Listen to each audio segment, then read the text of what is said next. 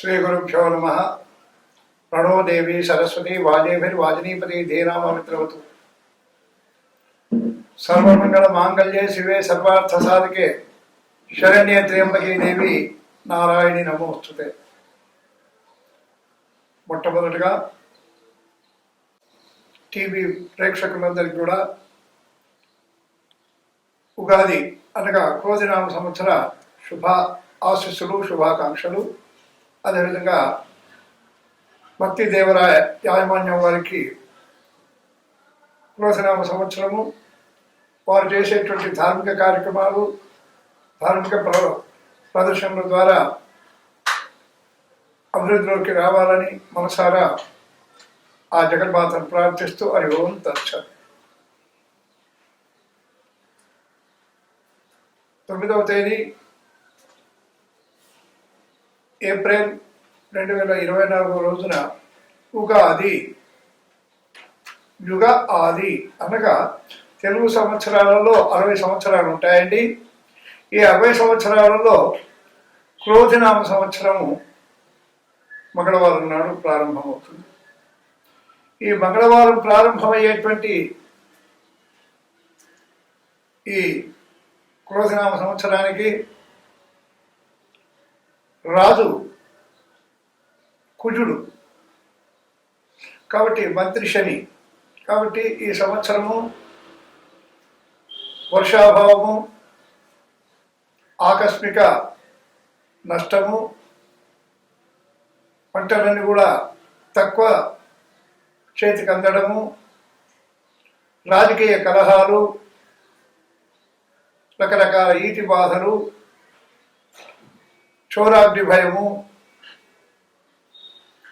ఇవన్నీ కూడా జరిగేటువంటి అవకాశాలు ఎక్కువగా ఉన్నాయి. మరి ఈ సంవత్సరము 12 రాసుల వారికి అనగా మేష, వృషభ, మిథున, కర్కాటక, సింహ, కన్య, తుల, వృశ్చిక, ధనస్సు, మకర, కుంభ, మీన రాశుల వారికి గ్రహచార ఫలాలు తెలుసుకుందాము. క్రోధినామ సంవత్సర ధనుస్సు రాశి ఫలితాలు.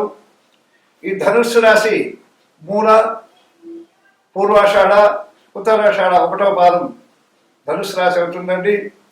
ఈ రాశి వారికి ఈ సంవత్సరము ఆదాయం 11, వ్యయము 5, రాజపూజ్యము 7, అవమానం 5. మొత్తం మీద ధనుస్సు రాశి వారికి ఈ సంవత్సరము శుభ సూచనం అనే చెప్పవచ్చు.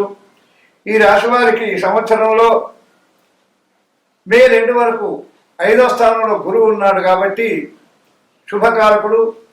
తద్వారా వీరికి అనుకున్నటువంటి పనులను కూడా నెరవేరడము, భూ సంబంధమైనటువంటి ఆదాయం పెరగడము, అదేవిధంగా మరి వీరికి అనేక విధములైనటువంటి రావాల్సినటువంటి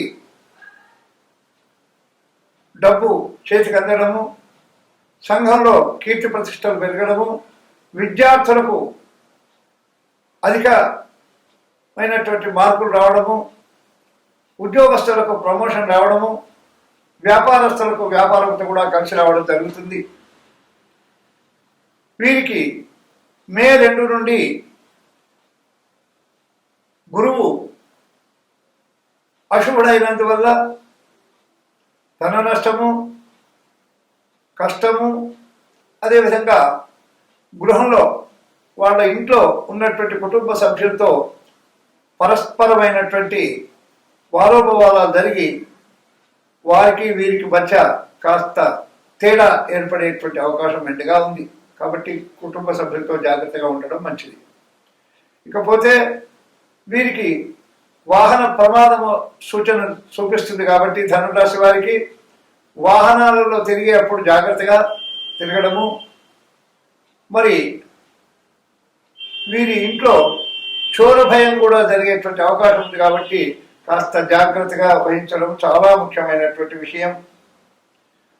మరి ఈ బృహస్పతి సంవత్సరాంతం వరకు అశుభ స్థానంలో ఉన్నాడు కాబట్టి బంధుమిత్రులతో వైరాన్ని రాకుండా చూసుకోవడము, చేసేటువంటి వ్యాపారాలు కాస్త ఎక్కువ పోకుండా తన పరిధిలోనే వ్యాపారాలు చేసుకోవడం మంచిది.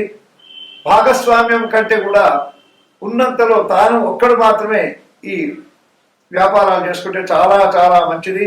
వీరికి జాయింట్ లావాదేవీలు ఈ సంవత్సరం పనికిరావు. ఇకపోతే వీరికి ఈ సంవత్సరము 4వ స్థానంలో రాహు ఉన్నందుకు మరి అనేక విధములైనటువంటి చిక్కులు ఏర్పడేటువంటి అవకాశం ఉంది.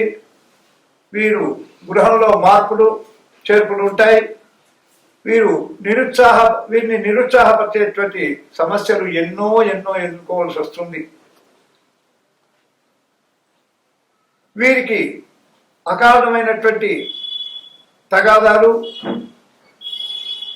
ప్రయత్న కార్యక్రమాలన్నీ కూడా వాయిదా పడడము, కోర్టు వ్యవహారాలు, భూ సంబంధమైన చిక్కులు, రుణ బాధలు, అవమానాలు ఇవన్నీ కూడా వచ్చేటువంటి రాహు ఫలితం ఇవన్నీ కూడా వచ్చేటువంటి అవకాశం ఉంది. వీరికి శని శుభకారుడైనందుకు ఆ శని అనుగ్రహం వల్ల సంఘంలో గౌరవము, పేరు ప్రఖ్యాతులు, విదేశయానము, విద్యార్థులకు విజయము, ప్రభుత్వ ఉద్యోగస్తులకు కానీ ఇతర ఉద్యోగస్తులకు కానీ ప్రమోషన్ వచ్చేటువంటి అవకాశం ఉంది. వీరు శుభకార్యాలకు డబ్బు ఎక్కువ ఖర్చు చేసేటువంటి అవకాశం మెండుగా ఉంది. తద్వారా వీరు జాగ్రత్త వహించాల్సినటువంటి అవకాశం. వీరికి కేతువు 10వ స్థానంలో ఉన్నందుకు వీరు స్థానచలనం అయ్యేటువంటి అవకాశం, అంటే పిల్లల చదువుల నిమిత్తం కానీ ఉద్యోగ రీత్యా కానీ స్థానచలనం అయ్యేటువంటి అవకాశాలు మెండుగా ఉన్నాయి. అదేవిధంగా వీరు ఇతరుల యొక్క విమర్శలు ఎదుర్కోవాల్సినటువంటి అవకాశం మెండుగా ఉంది. స్థిరమైనటువంటి చిత్తం ఉండదు. గృహంలో అశాంతి, మరి బంధుమిత్రులతో అనేక విధమైనటువంటి చిక్కులు ఏర్పడేటువంటి అవకాశం ఉంది. కాబట్టి మొత్తం మీద ధనుర్రాశి వారికి రాహుకేతువులు అనగా మరి రాహుకేతువులు అనానుకూలంగా ఉన్నందువల్ల వీరు మంగళవారం రోజు, సోమవారం కానీ మంగళవారం కానీ రాహుగ్రహాన్ని దర్శించి ఆ రాహుగ్రహం యొక్క ప్రదక్షిణ చేసి మినుములతో చేసినటువంటి నివేదన రాహుకు సమర్పించినట్టయితే వీరికి శుభ ఫలితాలు వచ్చేటువంటి అవకాశం మెండుగా ఉంది. కాబట్టి ధనురాశి వారికి సమమైనటువంటి శుభాశుభ మిశ్రమమైన ఫలితాలు ఉంటాయి. కాబట్టి వీరు జాగ్రత్తగా ఉండడం మంచిది. శుభం భూయాత్.